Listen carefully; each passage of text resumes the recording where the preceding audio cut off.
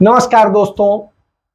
औरों के ख्यालात को लेते हैं तलाशी और अपने गिरहबान में झांका नहीं जाता। मुजफ्फर वारसी साहब का ये शेर है और इसके साथ मैं अपनी बात शुरू करता हूं आज पुर्तगाल से। एक पुर्तगाल में जो है वहां की जो स्वास्थ्य मंत्री थी उन्होंने इस्तीफा दे दिया। और उन्होंने इस्तीफा क्यों दिया? जो स्वास्थ्य मंत्री हैं डॉक्टर मार्टा टेमिडो, उन्होंने इस्तीफा दिया और इस्तीफे की वजह थी कि पुर्तगाल घूमने गई एक भारतीय महिला जो गर्भवती थी, उसे प्रसव के लिए वहां के सबसे बड़े अस्पताल में ले जाया गया और मैटरनिटी वार्ड में जगह नहीं थी, जिसके कारण उसे दूसरे अखवाल अस्पताल में रेफर किया गया था। वहां पर जाते जाते लिस्बन में दूसरे अस्पताल में जा रही थी, तभी उसे दिल का दौरा पड़ा, जिसके चलते भारतीय महिला पर्यटक की मौत हो गई। हिंदुस्तान में यह होता तो इसमें कहते कि दोष क्या है। एक अस्पताल में गए, वहां पर व्यवस्था नहीं थी, उन्होंने तत्काल जो एम्बुलेंस के साथ में उसे जो है अपने डॉक्टरों की टीम के साथ में तुरंत भेजा, रेफर किया और उनको लेकर के जा रहे थे। अब हार्ट अटैक आ गया तो उसके लिए मुख्यमंत्री, प्रधानमंत्री, स्वास्थ्य मंत्री या अफसर तो जिम्मेदार नहीं है। हुजूर, आप एम्स में जाइए, पीजीआई में जाइए, तमाम जगह जाइए, आपको यही जवाब मिलेगा कि बेड नहीं है, अभी खाली नहीं है, अभी वो नहीं है, अभी आप वेट करिए, और आपको लंबे वेटिंग मिलती रहती है। कमोबेश यही स्थिति इस महिला के साथ कि वहां पर जब बेड था ही नहीं तो देते कैसे। तो इसलिए उन्होंने जिस दूसरे अस्पताल में हो सकता था उस अस्पताल में बात की, पूछा आप क्या बेड है, उन्होंने कहा हाँ है, तो उन्हें सरकारी सुविधा के साथ में, एम्बुलेंस के साथ में वहां भेजा गया। रास्ते में हार्ट अटैक आया और डेथ हो गई। सामान्य सी बात यही कही जाती है, लेकिन वहां पर वहां के लोगों ने, सबने इसको लेके हंगामा किया, कहा कि यह तो देश के अपमान का विषय है और देश यदि स्वास्थ्य सेवा नहीं दे सकता तो इससे ज्यादा और शर्मनाक बात क्या होगी। और इसको लेकर और इस पर नैतिक जिम्मेदारी लेते हुए वहां की स्वास्थ्य मंत्री डॉक्टर मार्टा टेमिडो ने अपने पद से इस्तीफा दे दिया। यह पुर्तगाल की राजधानी लिस्बन से का मामला है और जहां से लिस्बन से जो है दूसरे अस्पताल में, एक अस्पताल से दूसरे अस्पताल में भारतीय नागरिक नहीं थी, वो भारतीय नागरिक थी। लेकिन भारत में भारत का नागरिक कैसे मरता है ये आपने देखा है। अस्पतालों में बेड नहीं मिल रहे थे, ऑक्सीजन नहीं मिल रही थी, दवाएं नहीं मिल रही थी, और कहीं की मैं बात नहीं करूंगा, देश की राजधानी की बात करूंगा जिसको सेंट्रल गवर्नमेंट और स्टेट गवर्नमेंट दोनों की फंडिंग होती है। देश में सबसे ज्यादा यदि किसी के पास बजट है तो वो दिल्ली सरकार के पास है और सेंट्रल गवर्नमेंट के पास है। दोनों मिलकर के किस ढंग से चीजें करते हैं इसको समझने की जरूरत है, और जब यह जरूरत हो तो देखना पड़ेगा। हमने तिल तिल मरते देखा है। और इन दिनों जब कहा जा रहा है, हमारे प्रधानमंत्री कहते हैं हमने कोविड से हम विश्वगुरु बन गए, खुद ही बोला है, और हमने कोविड से जीत लिया है, और उसको लेकर तालियां बजाई गई और पूरी भारतीय जनता पार्टी ने प्रस्ताव पारित किया कि नरेंद्र मोदी जी ने विश्वगुरु बन गए हैं और उन्होंने जीत लिया है।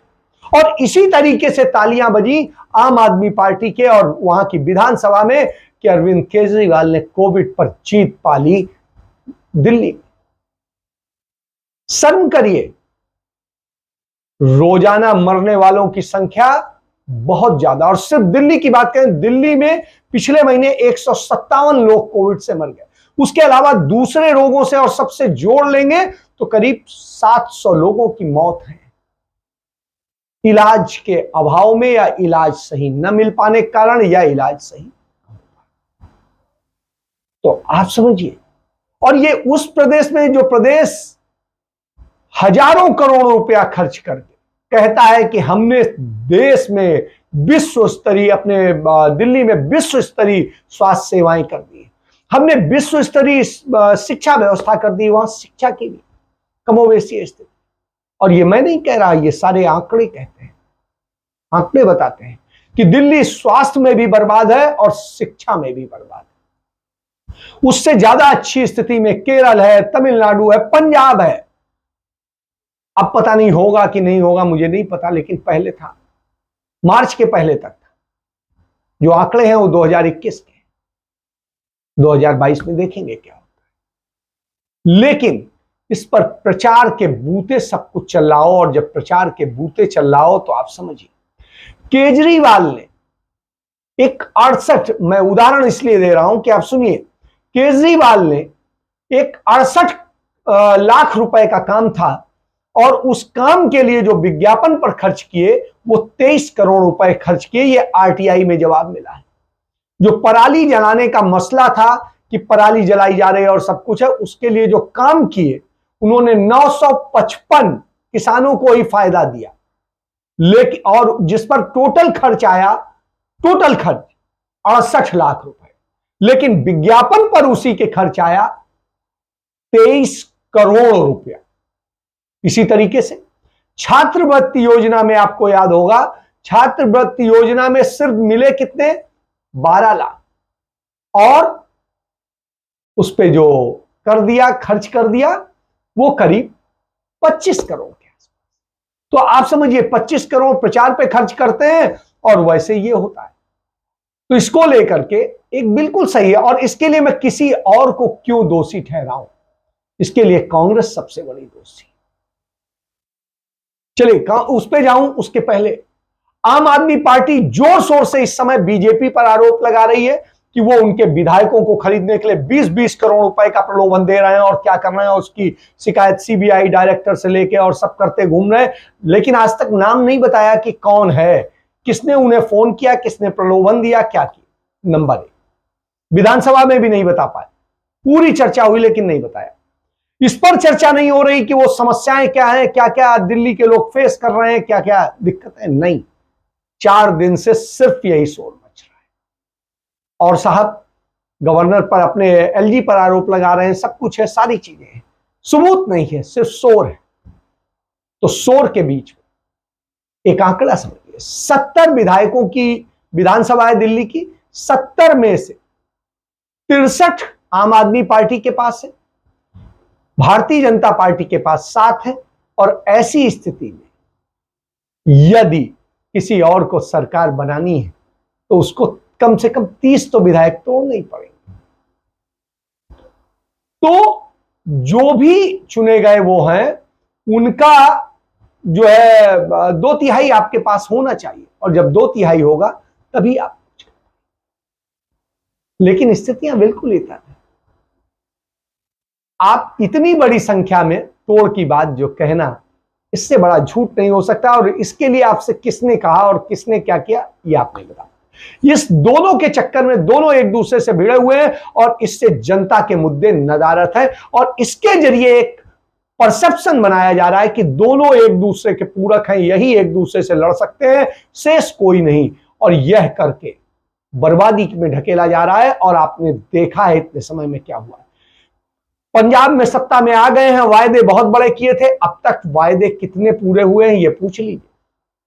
जो अकाली दल के सेवा केंद्र थे उन्हें ही आम आदमी पार्टी का क्लिनिक बना दिया है साहब, उसमें कुछ नहीं किया है। वो सिर्फ जो एक कमरे का सेट होता था उसी में, और उस पर उल्टा 20 लाख रुपए औसतन प्रति सेवा केंद्र इन्होंने ले लिए, जबकि उसमें सिर्फ रंग रोगन किया गया और कुछ नहीं, जिसपे 20-25 हजार रुपए का खर्चा था। इसी तरीके से दिल्ली में एक भी स्कूल नहीं बना है, एक भी नया अस्पताल नहीं बना है। पुराने स्कूलों में, पुराने अस्पतालों में ही कुछ निर्माण हुए हैं। आज स्कूलों में शौचालय नहीं है, दूसरी और दुर्दशा है दिल्ली में, लेकिन उस पर बात नहीं हो रही। बात इस पर हो रही कि हमने बड़ा क्या आपने बनाया है ये बताइए। और जो बनाने का आपने कहा था, पहली बात वो चीजें नहीं बनी जो आपने जितने के कमरे बनाने का बजट किया था उसके आधे बने, तो आधे के पैसे कौन खा गया। और रंग रोगन करने के नाम पे आपने लाखों रुपए ले लिए। तो यह है तो भ्रष्टाचार जड़ जड़ में, और वही चीज है। चलिए इसको छोड़ देते हैं। इस पर मैं कांग्रेस पे आता हूं कि कांग्रेस पार्टी क्या करे।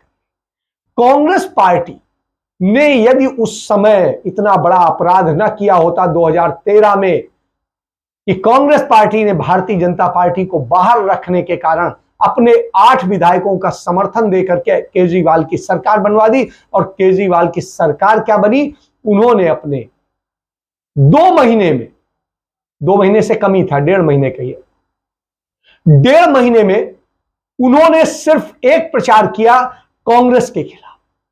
वो कांग्रेस के खिलाफ हमला बोल रहे थे और कांग्रेस उन्हें समर्थन दिए हुए थे। तो आप समझिए इससे बड़ी और गलती, और इसके कारण उन्होंने परसेप्शन बना लिया और नतीजा यह हुआ कि जब फिर चुनाव हुआ तो उसके बाद कांग्रेस बिल्कुल साफ हो गई। यही वजह है कि आपकी गलतियां आपको ले डूबती। तो साहब केजरीवाल को समर्थन दे करके आपने जहर तो आपने बोया था, तो ये कांग्रेस की गलती है। और आपके उसमें झूठे प्रचार करके किस तरीके से फंसाने का था, तो ये आप समझ लीजिए। जो अन्ना हजारे 2005 में अपने एनजीओ के नाम पर जो लिए गए फंड थे, उसका दुरुपयोग के मामले में दोषी पाया गया था। जस्टिस सावंत ने उन्हें दोषी ठहराया था कि जांच कमीशन ने, उस मामले में भी आपने उनके खिलाफ कार्रवाई करने की बजाय माफी दे दी। और नतीजा क्या हुआ, 2011 में जब उनके खिलाफ सुप्रीम कोर्ट में किसी ने पिटीशन फाइल की, तो उस पर जब नोटिस हो गया तो वो आपके खिलाफ अरविंद केजरीवाल, भारतीय जनता पार्टी और उन सबके पूरे बंच के साथ में बैठ गए आपके खिलाफ प्रचार करने। तो यह स्थिति थी, आपको बर्बाद करने का काम किया। आज आपको एक चीज और जाननी चाहिए। आज स्थिति है, आज हमारे 2-3 महान लोगों का जन्मदिन, राही मासूम रजा का आज जन्मदिन है। उसके अलावा हमारे जो है कमलापति त्रिपाठी जी का, जो कांग्रेस पार्टी के कार्यकारी अध्यक्ष थे, स्वतंत्रता संग्राम सेनानी थे, उनका है। राही मासूम रजा भी स्वतंत्रता संग्राम से। उसके अलावा जो है भारतेंदु हरिश्चंद्र जी का है।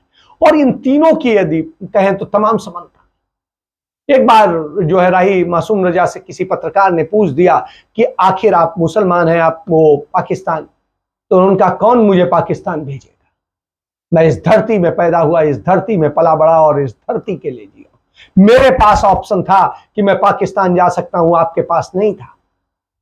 लेकिन मैं नहीं गया क्योंकि मैं अपनी धरती, अपने पुरखों की जहां हमारी कब्रें हैं वहां रहेंगे, हमारा वो देश। और हमने भारत हमारा देश, ना कि कोई और। इसी तरीके से कमलापति त्रिपाठी ने बनाने की कोशिश की, बनारस को उन्होंने जो बनाया, उसके बाद धोखा बनारस में मिला। उनके लोगों ने उनके परिवार के साथ जो किया वो दुखद। और भारतेंदु हरिश्चंद्र जिन्होंने हमेशा, इसके साथ मैं आज एक चीज कहूंगा, राहुल गांधी की माता की मां यानी उनकी नानी का निधन हो गया। और उनकी नानी जो थी वो कोई अरे गहरे परिवार की नहीं थी, वो जितने बड़े परिवार की थी उसको समझने की जरूरत। वो जो है मुसोलिनी, जो बहुत बड़ा वो था, कहते हैं तानाशाह था, जो हिटलर के पहले, असलियत में वही हिटलर से ज्यादा बड़ा था। और बाद में जब हुआ तो सोनिया गांधी के जो पिताजी थे उन्होंने युद्ध लड़ा था हिटलर की सेना और मुसोलिनी की सेना ने मिलकर के रूस के खिलाफ। तो वो परिवार था, वो बड़े परिवार से थी। और सोनिया गांधी के 3 बहनें, तीनों अपने आप में एक जगह के राजनयिक को ब्याही हैं, दूसरी जो है दूसरे एक बहुत अच्छे परिवार में ब्याही हैं, और ये तीसरी। लेकिन इन तीनों में सबसे बड़ी चीज है कि सोनिया गांधी ने इस देश को एडॉप्ट किया, भारत को अपना देश कहा। जब 1991 में राजीव गांधी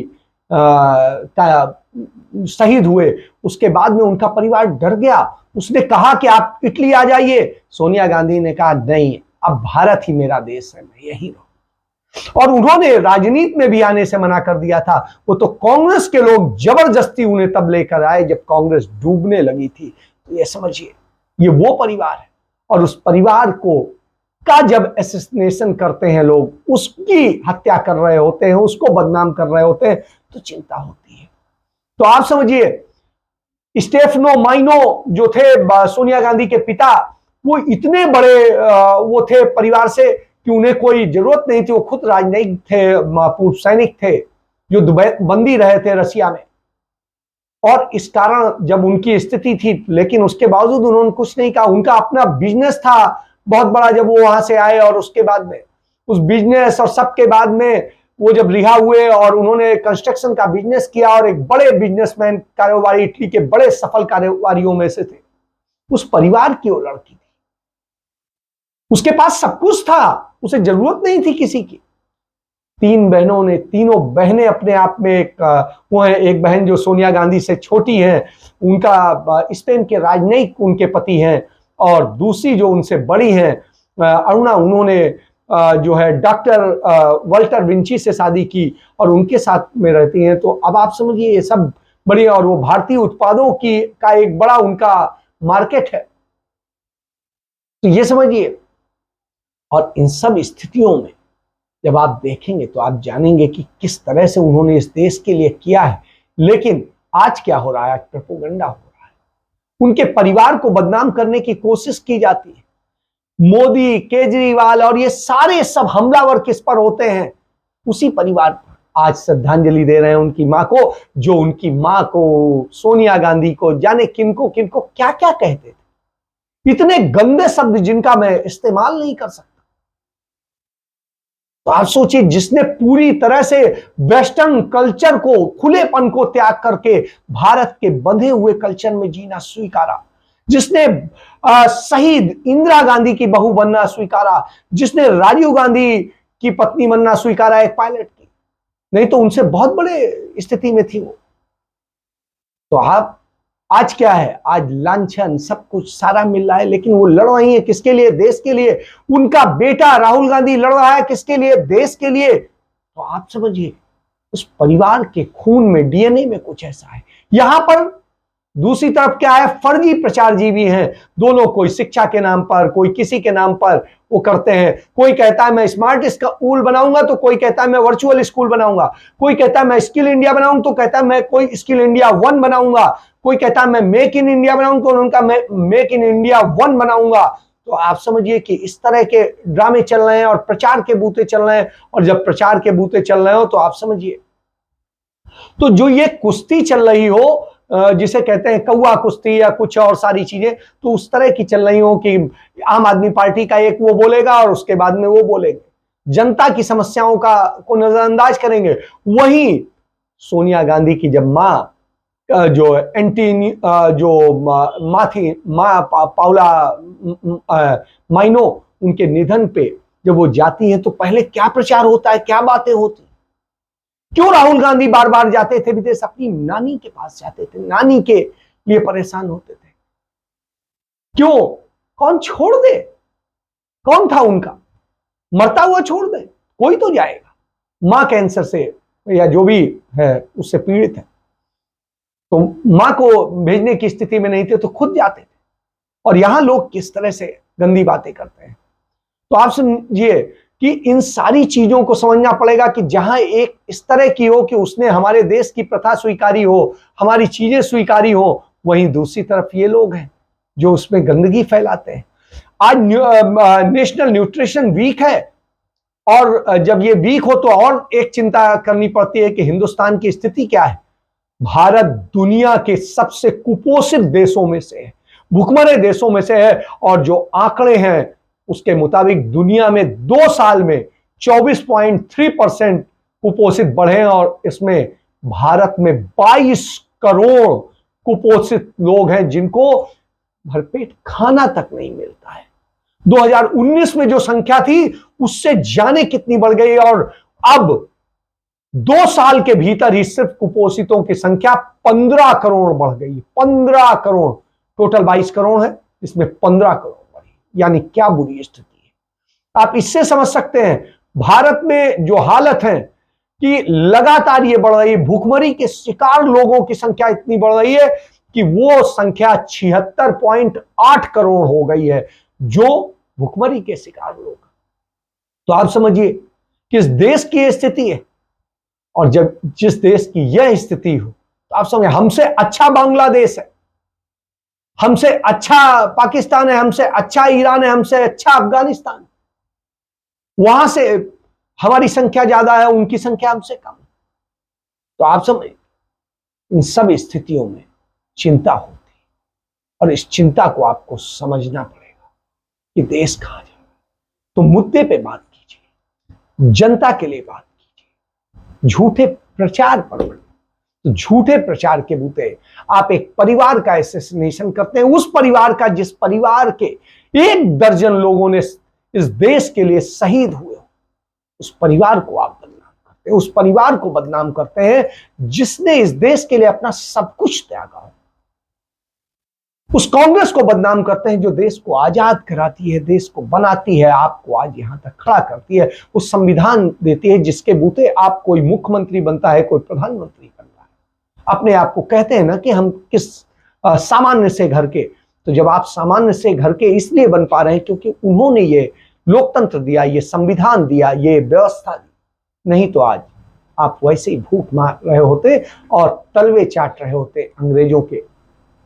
तो इसके साथ मैं कहूंगा आप जरूर सोचिए, समझिए, नहीं समझेंगे तो आप बर्बाद होंगे, आपकी होगी। इसके साथ मैं चर्चा समाप्त करता हूं। जय हिंद, जय भारत, वंदे मातरम।